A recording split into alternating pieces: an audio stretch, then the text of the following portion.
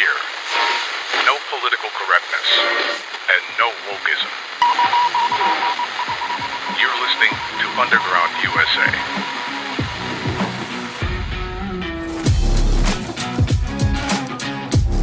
Thanks for downloading, listening, and sharing. My name is Frank Salvato, and you're spending a few moments in Underground USA. Happy, happy, joy, joy, happy, happy, joy, joy, happy, happy, joy, joy, happy, happy, joy, joy, happy, happy, joy, joy, happy, happy, joy, joy, happy, happy, joy, joy, joy. If and you ain't the granddaddy of all liars. We are joyful warriors. Joyful warriors. The false flag effort by the Harris-Walz campaign and the DNC, branding Harris supporters and campaign flacks as joyful warriors, is one hell of a gaffe. Of course, this shouldn't come as a surprise. The far left's hatred for history and penchant for rewriting history makes them vulnerable to such blunders. Now, why do I call the joyful warrior label a blunder, and one of spectacular proportion? Because the joy element, as political terminology, was created by the Nazi Party during the short-lived era of the Weimar Republic. According to historylearning site .co.uk, the tagline, "Strength through joy," was created in Nazi Germany so that all aspects of a worker's non-working time were monopolized by the party. Strength through joy supervised after-work activities, holidays, and leisure time. Strength through joy served two primary purposes. The first was to ensure that no one had too much time on their hands to get involved in untoward activities against the state. There was a belief that idle hands might get involved in anti-state misdemeanors. The second primary purpose of strength through joy was to produce an environment within Nazi Germany whereby the average worker would be grateful to the state for providing activities and holidays that, in normal circumstances, they could not afford as individuals. So you can see why the optics of using the terms joy and joyful warrior are, well, not good. They open up an avenue for the American public, and this includes those who normally wouldn't have entertained the idea, to seriously consider whether the far left of the Democrat Party isn't fully invested in Marxism. Their policies certainly indicate that this is the case. Yet the Marxists in the Democrat Party and in control of the Harris-Walz campaign are all in on the joy and joyful warrior concept. And I see that most acutely, most tangibly in her joy. Like, I always knew she was a really joyful, funny person. What you see now is someone who is embracing her own joy. Kamala is a joyful warrior. And let us choose joy. We are joyful warriors. Joyful warriors.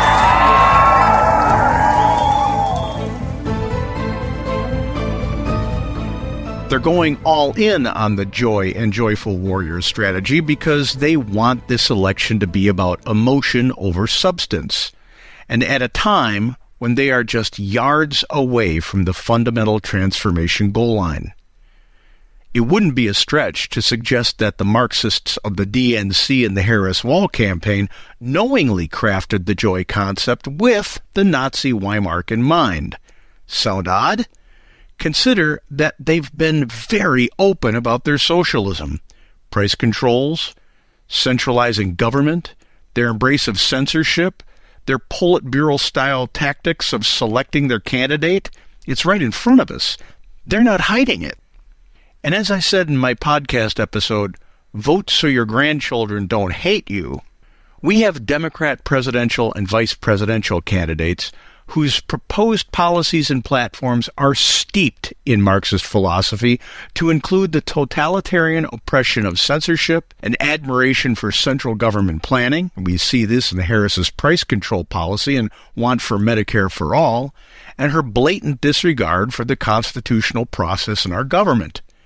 It was bad enough when Clinton and Obama began infusing the tenets of Marxism into their policies, But now we have full-blown Marxists vying for the Oval Office who aren't even trying to hide it any longer. In fact, they're shopping it to a disillusioned electorate as good policy, as equity, as joy. The American people who support these two for office are arguably the most emotionally controlled and intellectually stunted, politically, ever to amass in the United States. We must make sure the intellectually incapable don't saddle us with Marxism, and a Marxism that will end the Republic. And before we get to the America's Third Watch segment, I need to say a few words about the speech Robert F. Kennedy Jr. gave in suspending his presidential campaign and throwing in with Donald Trump. I don't think I've ever witnessed a more sincere and heartfelt political speech in my lifetime. If you didn't get to see it live, I urge you to find it and watch it on your preferred video platform. His sentiment, his statement, which was tantamount to going all in on a life's effort, is what true political sacrifice for good of a nation sounds like, not the disingenuous bullshit telepromptered by Joe Biden in covering for the American far-left Politburo that forced him from office. Bravo, Mr. Kennedy.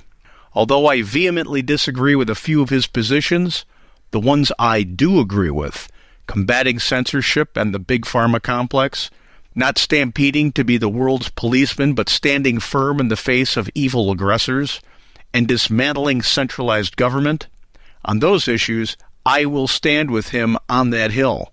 And bravo to Donald Trump for understanding Kennedy's role in these efforts as valuable. To the Kennedy family, who openly denounced this man publicly because he held firm to his causes and beliefs and didn't march towards a Marxist America lockstep with a Marxist-embracing Democrat Party, I say fuck you for your family betrayal. John F. and Robert F. Sr. would see you as the traitors that you are.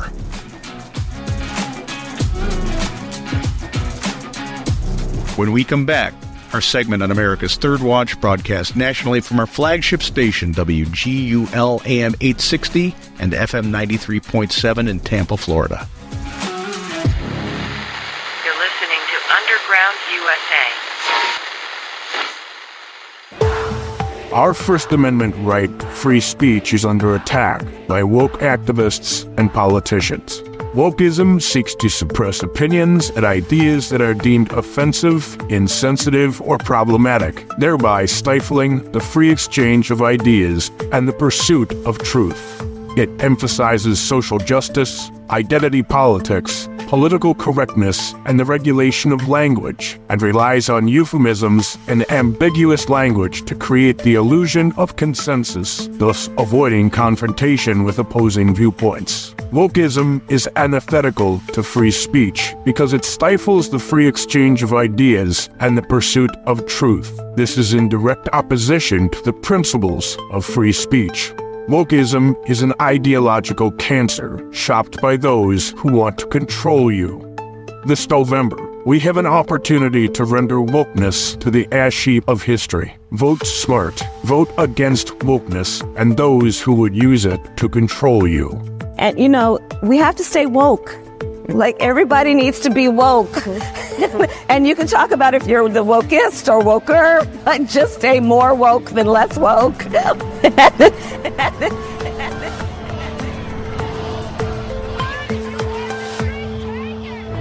Bank of America wants to control how you live your life. They're building a system to track your carbon emissions and monitor your driving, coming after your Second Amendment rights, favoring certain homebuyers based on their race. Bank of America is using a social score system straight out of China's playbook. Bank of America is obsessed with trying to control your life. What will they do next? Bank of America. Their lies start with their name. News, insight, passion. AM 930, The Answer.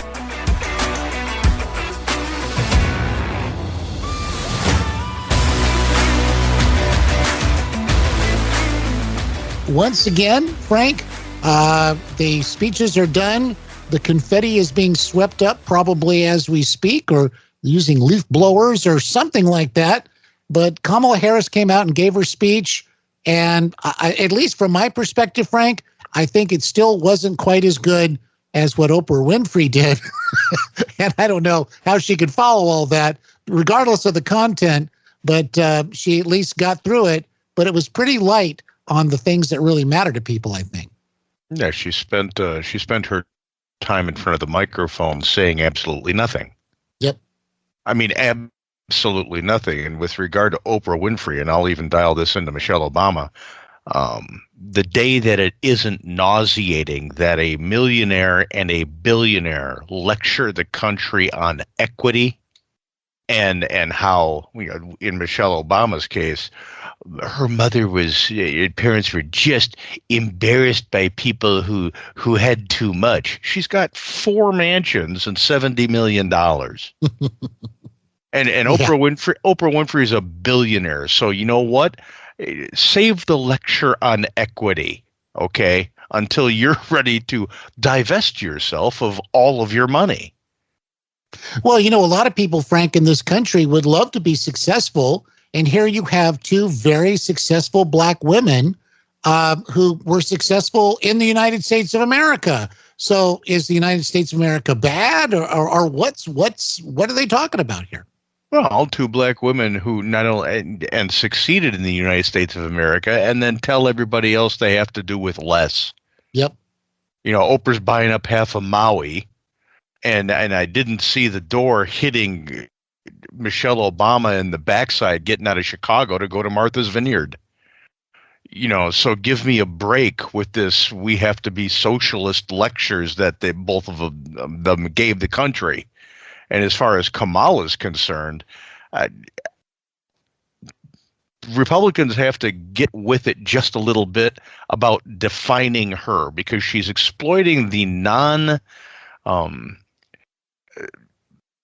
non-truth about her childhood.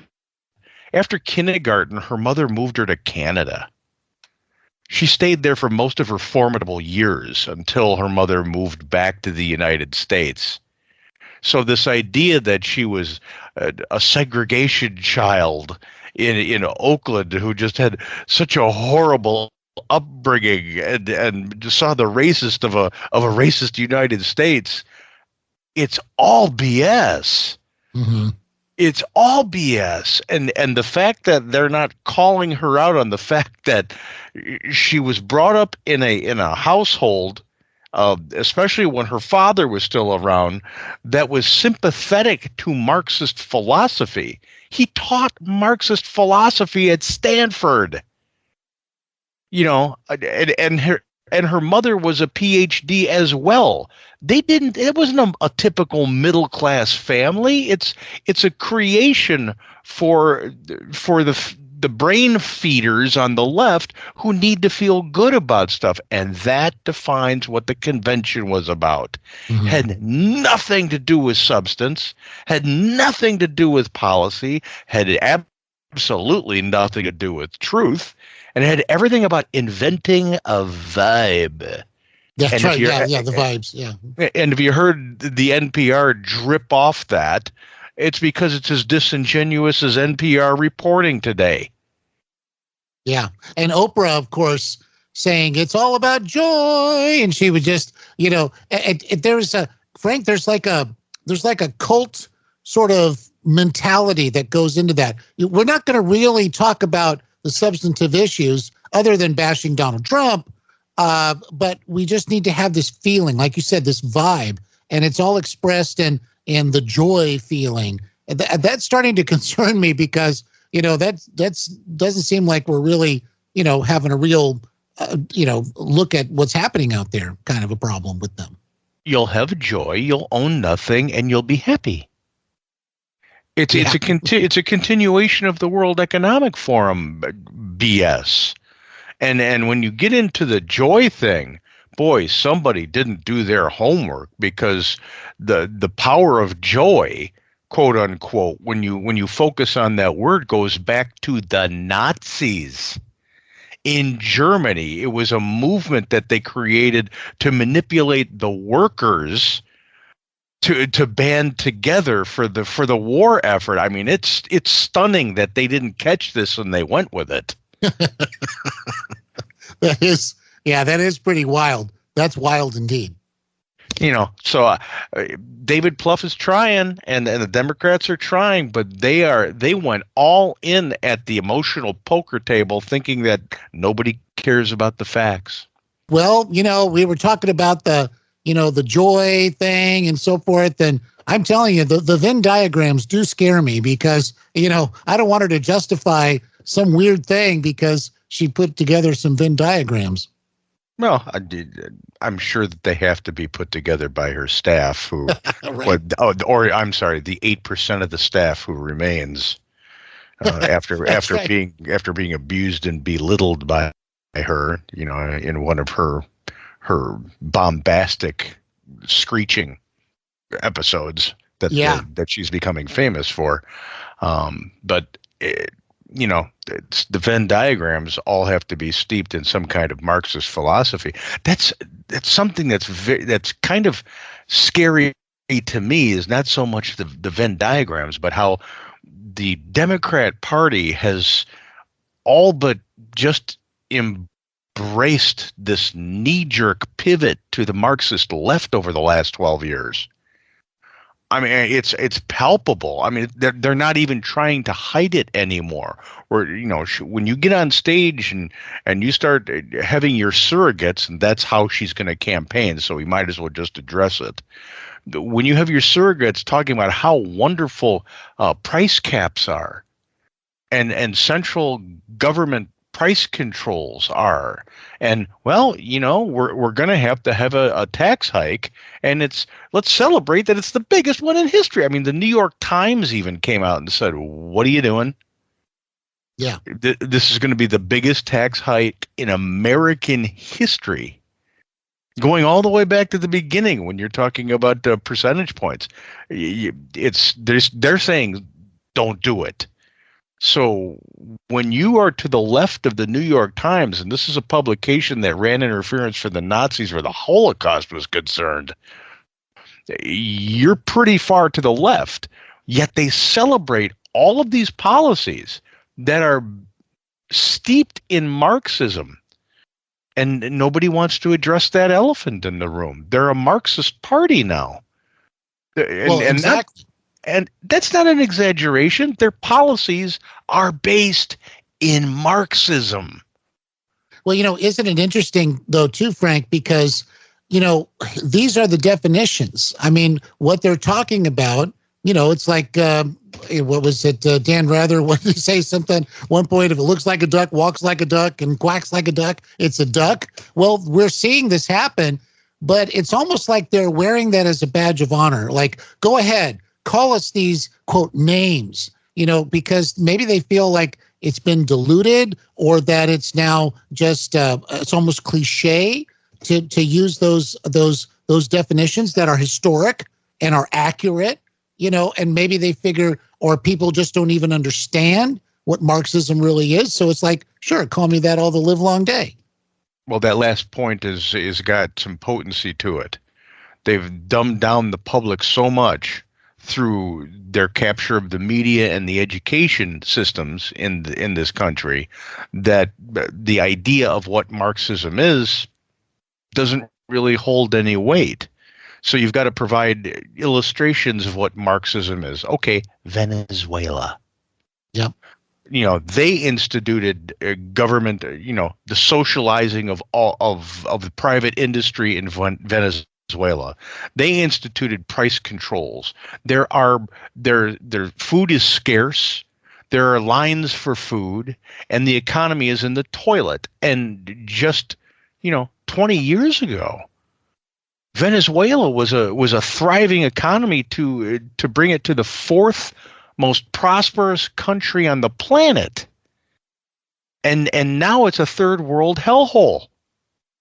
Where people don't have food. So that's how quickly a thriving economy can go down the toilet. Well, you're exactly right. Yeah. You start instituting those policies here in the United States, and I don't care how much of a consumer economy that we are, that the world needs us, because that's what keeps us afloat with these stupid policies that far leftists keep instituting through the centralizing of government in Washington. It doesn't matter. You're going to end up in the same place. When you purposely destroy the economy, you end up like Venezuela. So these are Marxists who want to turn your country into Venezuela using the same policies that the Venezuelan government did to destroy their economy. So why aren't we learning from somebody else's demise? Well, I'm not sure we have the intellectual capacity, at least in half of this country, to understand the severity of those policies and what they cause. Well, exactly. And the idea of tearing it down, instituting these kinds of things that do lead to that kind of collapse, to them, that's like, this is the best thing ever because we can now put something now in its place. We'll really rule. And it really does belie all this talk about we love the Constitution and blah, blah, blah, that kind of stuff. Yeah, the only reason they love the Constitution is because they've figured out a way to use it against the country. And that's in getting their Marxist puppets elected to office and then changing it from the inside. The Constitution is a brilliant document. It lays out a system of government that is representative. But when you install people into elected office that are Marxists, they will vote for Marxist laws and policies. And that's what has happened ever since, I'm going to go back to at least Johnson, and I should probably go back to FDR and even before him to Woodrow Wilson, but especially during the Obama administration. Kind of started with Clinton, supercharged in Obama, and just full throttle with Obama 2.0 with Biden Harris. You want Obama 3.0? Which will put the sword into the neck of this republic, then elect Kamala Harris. Yeah, right. Well, but America, see, I think they proceed from this notion that America's broken, it's fundamentally flawed, this kind of stuff. But at the times when America's been the most prosperous and the strongest, it's when we've been upholding the very notions of the Constitution. America works the correct way. But they come in and they just seem to have this sort of this anger, this resentment about the structure of our republic. And you notice too, she talked about we have the greatest democracy in the history of the world, and it's like, well, stop right there and insert the word republic. Right. They have been redefining what success is and what our system of government is for over 100 years. For about 120 years, with the advent of the progressive movement in the early 1900s, late 1800s. And it's been disingenuous the entire way. There's nothing systemically wrong with the U.S. government because the government itself is the Constitution. It's the people that have been allowed to be elected to office that are the problem. The more they centralized government in Washington, D.C. and deteriorated the rights of the states, and today attacking the judiciary, the judicial branch, this is what's wrong with the United States. You want to hit a reset button? Okay, let's go right back to what the Constitution was and get rid of every expansion of federal government going back to the 1900s. You would suddenly see the free market flourish. You would see a correct reading of the Constitution, which is for all men. Mm-hmm. We're the only nation that went to war to get rid of slavery, and then we had a cultural revolution to get rid of racism until it was resurrected again under Barack Obama for opportunistic political reasons. And we have to stay woke. Like everybody needs to be woke. And you can talk about if you're the wokest or woker, but just stay more woke than less woke. So I don't know. I mean, she said that, Kamala said that think somewhere back in 2017, but nevertheless, we keep hearing, she's got to be rebranded, but these are her core ideas about ICE, about fracking, about taxation, about the Green New Deal, which, by the way, I understand she's supposed to have some bold maneuver on climate change if elected. This stuff is just going to continue to be ruinous. Yeah, the woke thing is the one thing she didn't flip-flop on. Right. Still stay woke, everybody. You got to stay woke, because if you're not woke, then you're not Marxist enough to vote for me. Right. Woke is not, and by the way, for everybody, woke is not a happy, joyful term.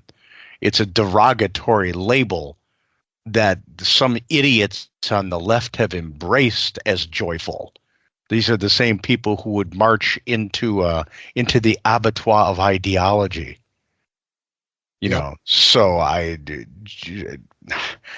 don't know how clueless the puppet masters of the left think the American people are, but it's pretty bad when they can openly come out with policies that even a mediocre mind can say, but that's not going to work. Right. Yeah.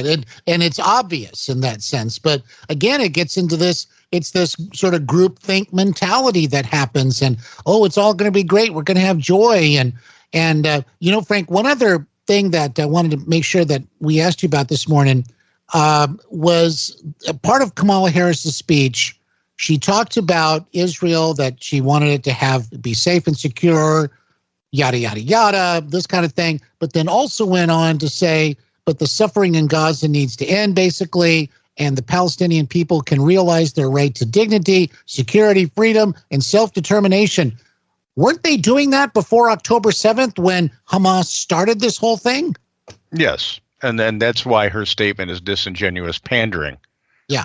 She had to figure out how to throw a line into that speech that attempted to placate both sides. And you can't do that without calling out the aggressor side. The Palestinians are aggressive people. And I'm laying that definition on the whole of the Palestinian people. I know there are people out there going, well, it's not the Palestinian, it's just Hamas. BS. It's the Palestinian people. It doesn't matter what group has led them ever since the realization of Israel. They have always been aggressive towards the Israelis. So you need to call a spade a spade. The Palestinian people hold a deep-seated hatred for the Israelis, and they want to see them gone.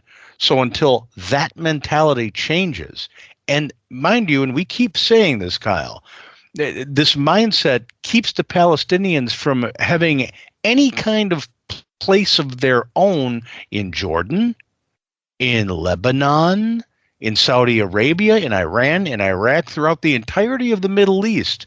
Their brother Arabs don't want them because they're aggressive, and they always try to seize some kind of semblance of power through violence. So until that elephant in the room is addressed, you can't call both of them, okay, let's sit you two down at the table and talk about your differences. Well, the differences are they want to kill us, and they try to all the time. Right. And there's a real difference in perspective. I think Kamala Harris can give a speech from a very, very comfortable position in the United States.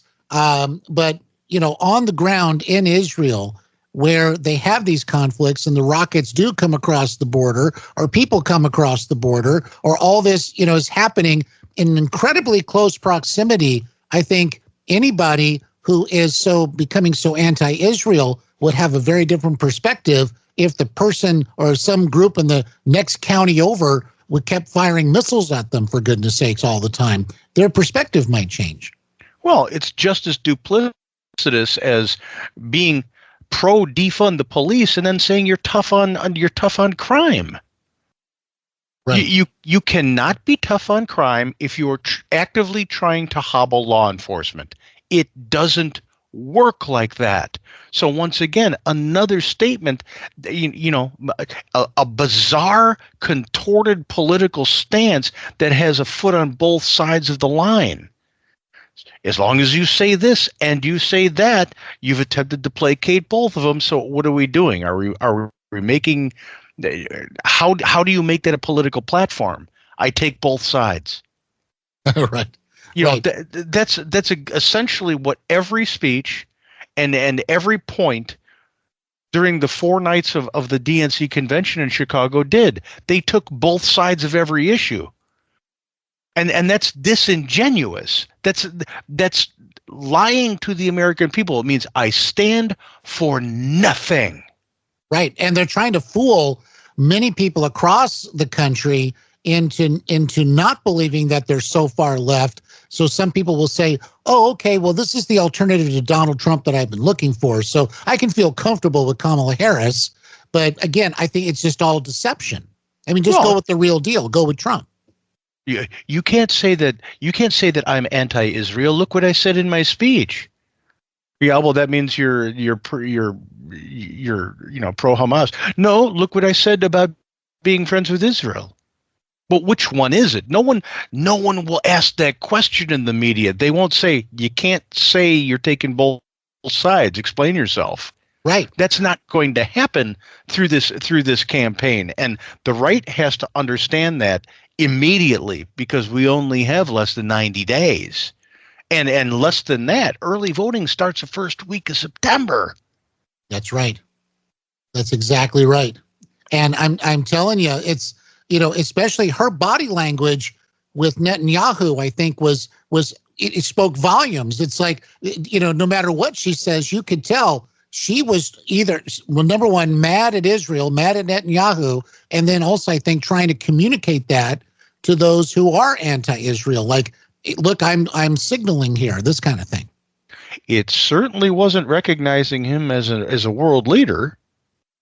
Yeah. I'm not asking for her to bow down to Netanyahu like Barack Obama did to the Saudi king. That was horrible. Yeah, I remember that. Yeah. Which was humiliating for the United States. Okay, I'm gonna kneel down to a despotic dictator, a despotic monarch. That's what I'm gonna do, and so we have one of the most thriving democracies in the Middle East, and you strike a pose against him? Yeah, that's right. Well, on that same note, Frank, I remember, I think when the Reagans went to go visit the Queen in England, there was a big controversy because Nancy Reagan would not curtsy. She could be very respectful, but it wasn't her place as an American to curtsy to the Queen of England. Yeah, we kind of fought a war. Yeah. Right. We don't curtsy. She extended her hand as the first lady should, but she is part of the first family and she represents the United States. And, the last I looked in World War II, we allied with them as partners. So that makes us equals, even with royalty. That's just the way that goes. Yep. Well, no, I agree. But again, she was respectful, but Barack Obama took that whole thing to a whole nother level because it was more like, hey, I'm finally here, or this kind of thing. I remember that. It was just terrible. He bowed like a subject. Yeah. We're not subjects here in the United States. We don't have a monarchy, and we shouldn't have a centralized government. But once again, that's what the Marxists are questing for, and they're just breaths away from getting it. If we have one more administration that exists on the Marxist side, and this goes back to what I was saying about Venezuela, then we lose the republic because centralized government will have come to the United States, and now they rule by edict. Yeah, and we lose big time. America loses because of that. Exactly. No, we lose the republic. If you like the podcast, please rate it and comment if your platform lets you. Go over to undergroundusa.com and subscribe to the Substack, and pick up your copy of Nullification, available on Amazon. But more importantly, talk to your friends, family, colleagues, and acquaintances about politics and religion. Do it calmly and employ facts over emotion. You'll be surprised how much you have in common with a great many of those you talk to. It's something we can all do to preserve the Republic. My name is Frank Salvato, and you're listening to Underground USA.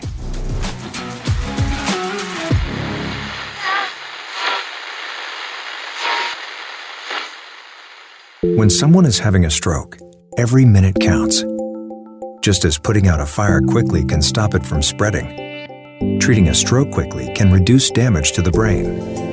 The clock begins ticking as soon as you spot the signs of a stroke, because some treatments can only be used if the patient reaches the hospital in the first 3 hours after symptoms appear. So don't wait. Call 911 right away and get the person to a hospital immediately, even if the symptoms go away. If you think someone is having a stroke, remember the word FAST. F is for face. Ask the person to smile and check whether one side of their face is drooping. A is for arms. Have the person raise both arms and see if one arm drifts downwards. S is for speech. Ask the person to repeat a short phrase and notice if their words sound slurred. And finally, T is for time. If you spot any of these signs, call 911 right away to get the person to a hospital fast. Strokes are medical emergencies. The sooner a patient gets treatment, the better their chance of a good recovery.